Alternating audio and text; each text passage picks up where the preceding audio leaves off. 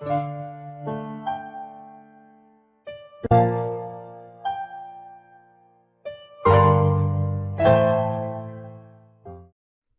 Service की तैयारी करने वाले मेरे सभी प्यारे नौजवान साथियों, आपको डॉक्टर विजय अग्रवाल का नमस्कार। फ्रेंड्स, AFEIS.com में आप सभी का हार्दिक रूप से स्वागत है।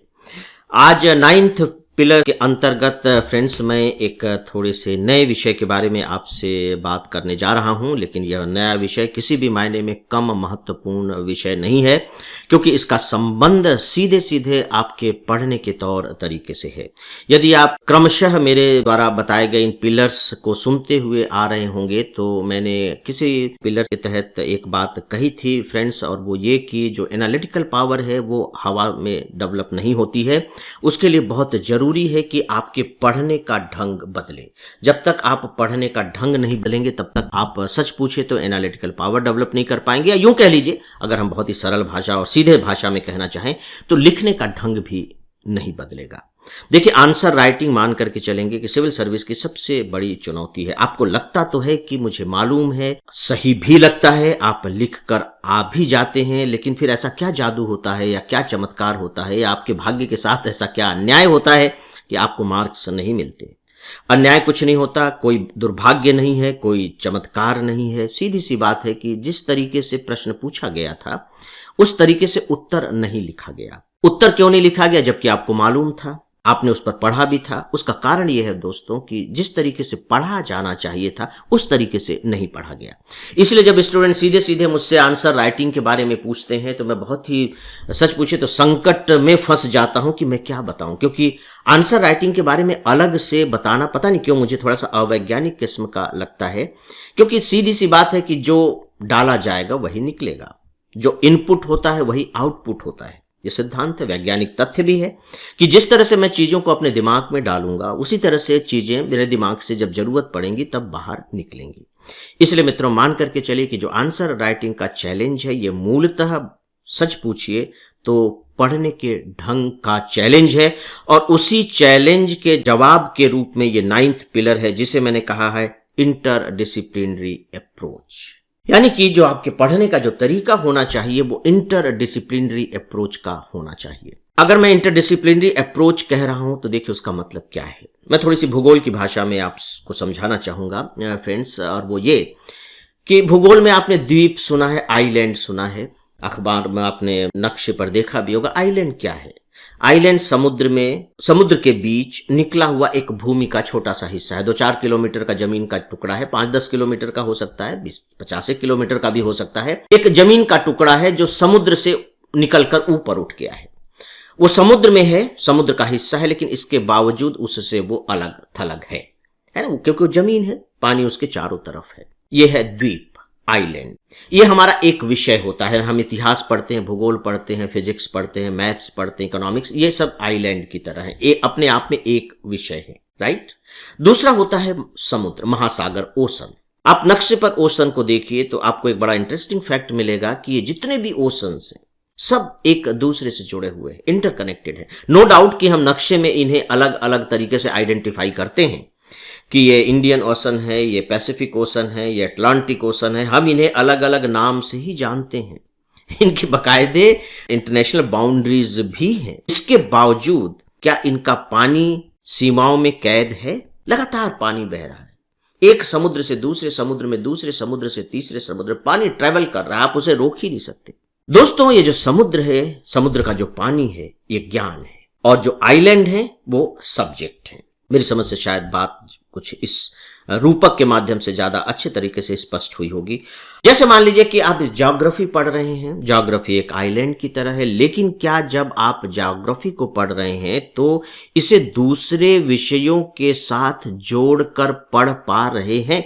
मित्रों, इसे ही कहा जाता है इंटरडिसिप्लिनरी अप्रोच, यानी कि आंतरिक अनुशासनात्मक अध्ययन प्रणाली। कि ज्योग्राफी एक विषय है, अब इसे दूसरे विषय, दूसरे जो अनुशासन है, अनुशासन का मतलब है विषय, दूसरे विषयों से आप कैसे जोड़कर देख पाते हैं। मेरा चूंकि यहाँ चर्चा का विषय वो नहीं है, नहीं तो मैं आपको एक बहुत जादुई तरीके से बता सकता हूं कि जो ज्योग्राफी है कैसे वो मदर ऑफ ऑल सब्जेक्ट है।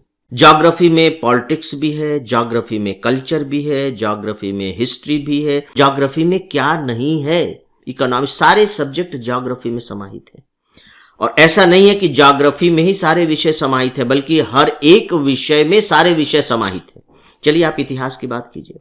जब आप इतिहास पढ़ते हैं तो क्या उसमें राजनीति नहीं पढ़ते? क्या आप इतिहास जब पढ़ते हैं तो उस युग की अर्थव्यवस्था, सामाजिक और सांस्कृतिक व्यवस्था के बारे में नहीं पढ़ते? और अगर पढ़ रहे हैं, सामाजिक व्यवस्था के बारे में पढ़ रहे हैं, तो क्या उसका संबंध समाजशास्त्र से नहीं है? समाजशास्त्र से है। तो आप इतिहास को अकेले अलग थलग कैसे पढ़ सकते हैं? आप किसी भी विषय के बारे में मुझे बताइए कि आप इस विषय पर थोड़ा सा सोच लीजिए। हो सकता है कि आपको मालूम हो, और अगर नहीं मालूम हो तो थोड़ा सा वक्त लगाइए। एक विषय को लीजिए और उसमें से दूसरे विषयों की पहचान करने की कोशिश कीजिए। चलिए, किसी भी विषय को आप पढ़ते हैं तो क्या आपको नहीं लगता कि हर विषय का अपना इतिहास होता है? उस विषय का जो डेवलपमेंट है, चाहे वो साइंस ही क्यों ना हो, क्या उसका जो डेवलपमेंट है उसी को हम अलग भाषा में इतिहास नहीं कहते हैं? क्या मैथमेटिक्स की अपनी हिस्ट्री नहीं है? ऐसा नहीं कि हिस्ट्री की ही केवल हिस्ट्री है, हर चीज की अपनी हिस्ट्री है, आपकी भी अपनी हिस्ट्री है। तो जब आप इस रूप में देखेंगे तो हर विषय में पता लगेगा कि इतिहास शामिल है। फ्रेंड्स, यहां मैंने थोड़ी सी बातें मैंने सिर्फ इसलिए की हैं ताकि आप कन्विंस हो सकें कि वाकई में मैं, देखिए, ये जो बात कह रहा हूं स्पेशली मैं ह्यूमैनिटी के सब्जेक्ट के बारे में बात कर रहा हूं, है ना। मेरा ये संबंध साइंस के सब्जेक्ट से नहीं है, हालांकि साइंस के सब्जेक्ट भी आइलैंड की तरह नहीं है, एक दूसरे से बिल्कुल अलग कंपार्टमेंट में कैद नहीं है, उनका भी इंटर रिलेशन है। लेकिन जो ह्यूमैनिटी के सब्जेक्ट हैं वो तो इंटर रिलेटेड ही हैं। तो मैंने ये जो बातें बताई इसलिए सिर्फ कि अगर आप कन्विंस हो जाएंगे तो कन्विंस होने के बाद ही आप शायद मेरे बताए हुए रास्ते पर आगे कदम बढ़ाएं, क्योंकि बिना कन्विंस हुए तो आप सुनेंगे और रिजेक्ट कर देंगे। दोस्तों, इसलिए मैंने ये बात आपसे कही। फ्रेंड्स, अब मैं इसकी प्रक्रिया पर आता हूं, सीधे सीधे प्रक्रिया पर। देखिए, सिविल सर्विस की तैयारी के बारे में बहुत से लोग ये कहते हैं कि 6 महीने में तैयारी की जा सकती है, प्री की तैयारी 3 महीने में हो सकती है। मैं यहाँ थोड़ा सा ये मान करके चलता हूँ दोस्तों कि अगर आप इंटरडिसिप्लिनरी अप्रोच को लेकर के चलेंगे तो थोड़ा सा लंबा वक्त लगेगा। मतलब अब आपके पास वो लंबा वक्त है या नहीं है, ये तो निर्णय आपको करना होगा। लंबा वक्त इसलिए लगेगा कि यदि आप एक विषय को पढ़ रहे हैं तो मेरा सजेशन ये है कि उसे थोड़ा धीमी रफ्तार से पढ़िए। और जब आप उस विषय को पढ़ रहे हैं तो उस ढूंढने की कोशिश कीजिए कि उस विषय में दूसरा और कौन सा विषय शामिल है। देखिए, फर्स्ट स्टेज पर नहीं होगा। फर्स्ट स्टेज कहने का मतलब है कि जब आप किसी विषय को पहली बार पढ़ रहे हैं तो ऐसा बिल्कुल नहीं होगा, बल्कि इसकी प्रक्रिया यह होती है कि आप एक बार सभी विषयों को पढ़ जाएं। सिविल सर्विस में जितने भी सब्जेक्ट हैं एक बार आप उन सब को पढ़ जाएं, जैसे नॉवेल पढ़ते हैं उस तरह से पढ़ जाएं। और जब आप एक बार पढ़ जाएंगे तो उन विषयों से आपका परिचय हो जाएगा। ठीक है, उसकी जानकारी नहीं है, उसकी समझ भी विकसित नहीं हुई है, लेकिन एटलीस्ट इंट्रोडक्शन तो हो गया है, परिचय हो गया है। अब जब आप सेकेंड राउंड में अब किसी भी विषय को पढ़ेंगे तो आप देखेंगे कि दूसरे विषयों के साथ जो आपका परिचय हुआ है वह परिचय अब इंटरडिसिप्लिनरी अप्रोच में आपके काम आएगा। वो तथ्य आपको याद आएंगे, वो सूचनाएं आपको याद आएंगी, और फिर उन तथ्यों और उन सूचनाओं को यहां आइडेंटिफाई करने की कोशिश कीजिए, पहचानने की कोशिश कीजिए, उन्हें जोड़ने की कोशिश कीजिए। फ्रेंड्स, एक जो बात कही जाती है बिटवीन द लाइन्स, यानी 2 लाइन के बीच में जो खाली जगह है वहां सबसे ज्यादा लिखा हुआ है, बिना लिखे हुए भी वहां सबसे ज्यादा लिखा हुआ है, वो तो हमें दिखाई नहीं दे रहा है। इसका मतलब क्या होता है? वो आपके लिए है, वो गुंजाइश आपके लिए छोड़ी गई है, और वहां सच में लिखा गया है, बहुत ज्यादा लिखा गया है। तो ये जगह किसके लिए छोड़ी गई है? ये दूसरे विषयों के लिए छोड़ी गई है कि आप इस विषय को पढ़ते हुए दूसरे विषयों को इसमें शामिल करें, दूसरे विषयों के बारे में सोचें। इससे होगा क्या? आपके सोचने समझने की क्षमता बढ़ेगी, दूसरे विषयों के साथ आप लिंक कर पाएंगे। और फ्रेंड्स, अगर ऐसा हो पाता है तो अब आप थोड़े से मेरी उस बात को याद करने की कोशिश कीजिए। जैसे ही आप इंटरडिसिप्लिनरी अप्रोच को पकड़ने लगेंगे, ये चीज आपके अंदर आने लगेगी, एक ही सब्जेक्ट पर अलग अलग दृष्टिकोण विकसित होने लगेंगे। और जैसे ही अलग अलग दृष्टिकोण विकसित होने लगेंगे, बहुत सिंपल सी बात है कि आप मानकर चलिए कि अब ये लक्षण है कि एनालिटिकल पावर धीरे धीरे विकसित होने लगी है।